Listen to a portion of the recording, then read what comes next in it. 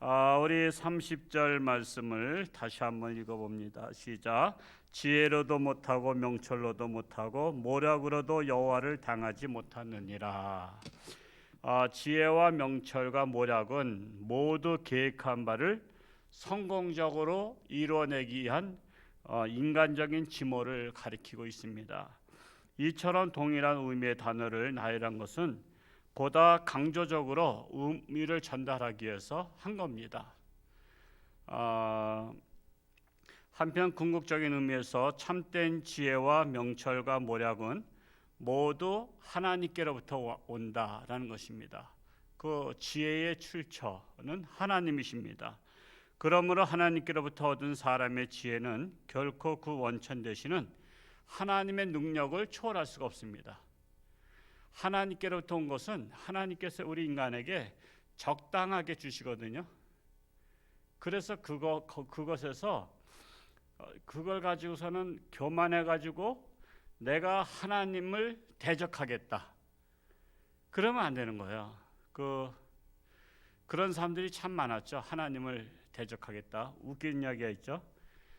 니체가 철학자가 말한 것 중에서 하나님은 죽었다, 신은 죽었다라고 말한 적이 있어요. 그랬더니 유머집에 하나님께서 하나님 왈 너 죽었다 그랬더니 결국 니체 죽었어요. 하나님 죽었다 이렇게 했었는데, 사실은 그 시대적인 배경에서 니체의 아버지가 목사님인가 그랬죠. 그리고 니체도 아마 신학을 했나 아마 그랬는데, 또 그 나라 이제 독일인가 그렇죠. 그래서 그 하나님을 안 믿을 수 없는 나라예요. 그런데 신은 죽었다라고 말했거든요. 그것은 사실 그가 신이 없다고 부정해서기보다는 너희들이 하나님을 믿는다고 하면 그따위로 사느냐 이겁니다. 너희들이 하나님이 죽었다고 생각하니까 그렇게 죄짓고 그렇게 타락하고 그렇게 마음대로 살지, 하나님이 살았다면은 너희들이 하나님을 진짜 살았다고 믿으면 어찌 그 모양 그 꼴로 사느냐라고 한다는 것입니다. 어느 철학 교수님의 그 강의 중에서 제가 그거 들을 때 그 말씀을 들으니까 그 이해가 되더라고요. 그냥 니체는 무신론주의자인가 보다 이렇게 생각했다가 니체가 그런 말을 하게 된 배경을 들어보니까 그 시대에 너무나 타락한 거예요. 너무나 타락하니까 신은 죽었다라고 빵 때려버리니까 그때 이제 기독교인들이 막 들고 일어난 거예요. 신이 왜 죽었냐고. 신이 안 죽었는데 왜 당신들 왜 하나님 앞에서 그따위로 사느냐 이렇게 말한 거거든요. 그걸 또 따져보면 또 종교개혁자 마틴 루터도 마찬가지예요. 마틴 루터는 신부님이었어요. 신부님인데 그가 천주교에서 나와서 또 결혼했죠. 신부님하고 신부가 아니라 수녀님하고 결혼했어요. 그의 그 부인은 수녀였습니다. 결혼 안 하는 것이 꼭 하나님의 뜻이 아니다. 그래서 하나님은 남자와 여자를 창조하시고 결혼해서 자식을 낳고 번성하도록 하셨는데 이건 너무 금욕이다. 그래서 그분은 그것을 파괴하고 결혼했어요. 그리고 이제 종교 개혁을 일으키는데 너무나 천주교가 너무 타락했거든요. 타락하니까 그것에 대해서 사실은 그가 종교 개혁을 선포하고 그 대자보를 붙였잖아요. 그 성당 문에다가 대자보를 붙였는데 95개 조항을 써서 붙였는데, 그거를 써서 붙인다는 것은 죽을 각오한 거예요. 요즘에 대자보 붙인 것하고 달라요. 어느 대학교에다가 어느 청년이 들어가서 대통령 비방하는 대자보 붙였다가, 요즘은 우리나라는 CCTV가 다 있기 때문에 그거 안 돼요. 사실은 옛날부터 우리가 민주화 운동하면서 대자보 다 붙였잖아요, 대학마다. 근데 이번 대통령은 대자보 붙여서 비판하니까 그거 대자보 비판했다고 가둔 게 아니라, 잡아가둔 게 아니라 주거 침입, 자기 대학교가 아닌 다른 대학교에 그 허락도 없이 들어갔다라는 주거 침입죄로다가 구속당했어요. 제가 그 글을 보면서 참 이게 너무 낯간지스럽다. 여러분 대학은 오픈되어 있는 거 아시죠? 대학은 아무나 다 들어가요. 그렇게 따지면 저 서울대 출신이에요. 왜? 제가 신림교회에 있을 때 서울대학교 전도 많이 갔거든요. 그럼 서울대 들어갔다 나왔다고. 그러니까 저기 일본에 한번 저기 그 일본어 성경반 영락교 청년들하고 일본 가서 와세다 대학을 들어갔다가 나왔어요.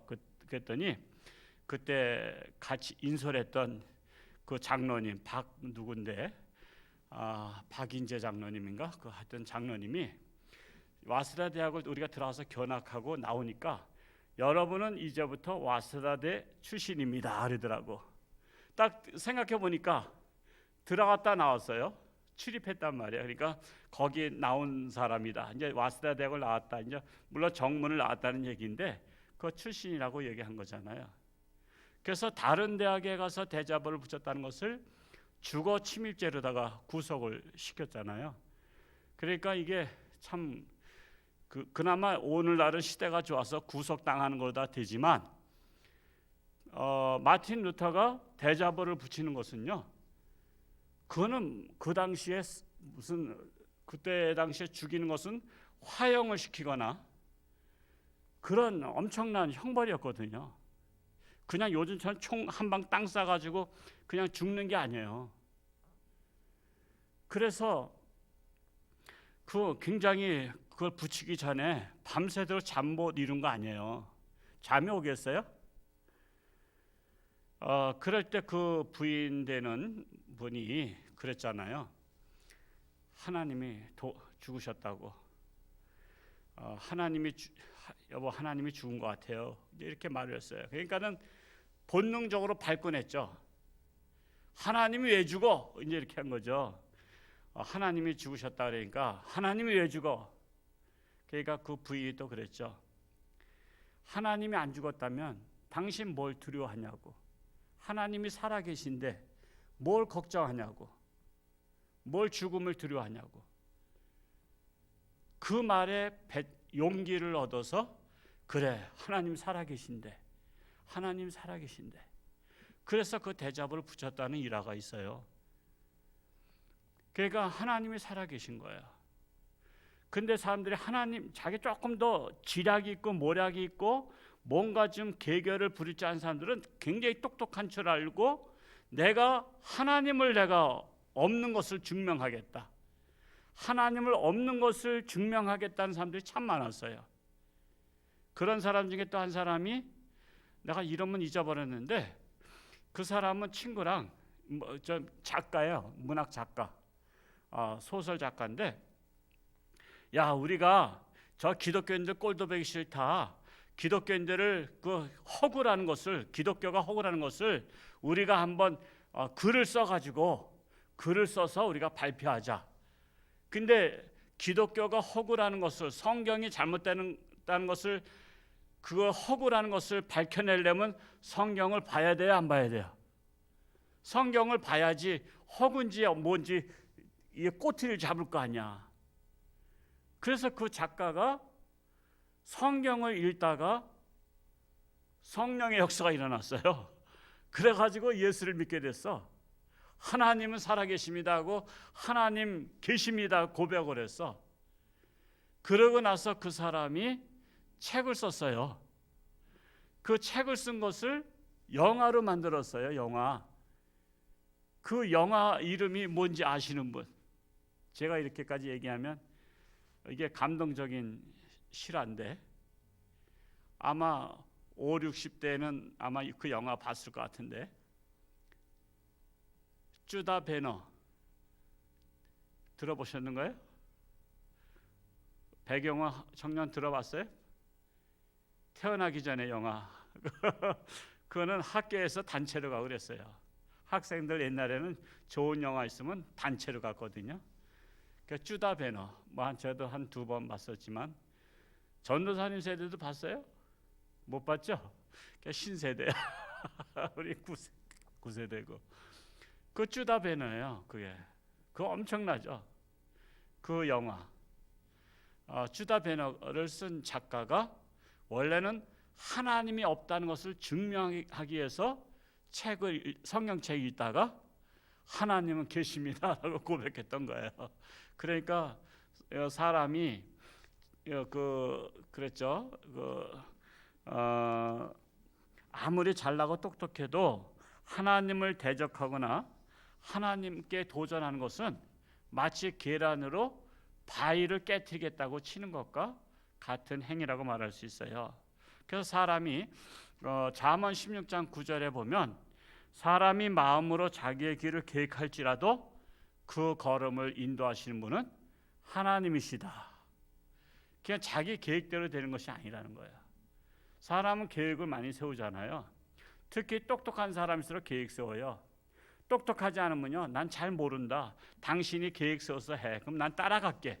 나는 협조할게. 되게 그렇잖아요. 근데 이제 똑똑한 사람들이 계획을 세우고 나를 따르라 했는데 그 계획을 세웠을지라도 그 걸음을 인도하시는 분은 하나님이시다. 여러분, 그 에스더서에 나오는 하만 같은 경우도 그는 무슨 계획 세웠어요? 유대인들을 죽이고 또 모르드게를 장대에 매달려는 계획을 세웠지만 그 장대에 자기가 매달려 죽었어요.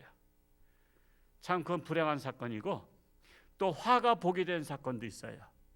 사도 바울, 스데반 안수집사님 돌로 쳐 죽일 때 그 사도 바울도 거기 있었어요. 그때는 사울이었죠. 이름 바뀐 거예요. 이제 바울로. 그때는 사울이었었는데 그 스데반 집사를 죽이는 것을 그도 동의했고, 또 그 돌 던진 사람들의 옷을 겉옷을 갖고 있었고 동참했어요. 그러다가 내가 아주 공문을 요즘 하자면 군청이요, 아니면 경찰서. 그래서 영장 발부를 받은 거야. 그 공문을 받아서 다메섹이라는 곳에 크리스찬들이 모여서 예배 드린다. 그러니까는 거기를 가다가 하나님의 성령의 역사가 일어났잖아요. 갑자기 빛이 비치면서 눈이 멀게 됐어요. 그리고 천둥 번개 치니까 니십니까 하니까는 네가 핍박하는 예수다. 그러니까 크리스찬들을 핍박하는 것은 예수님을 핍박하는 거예요.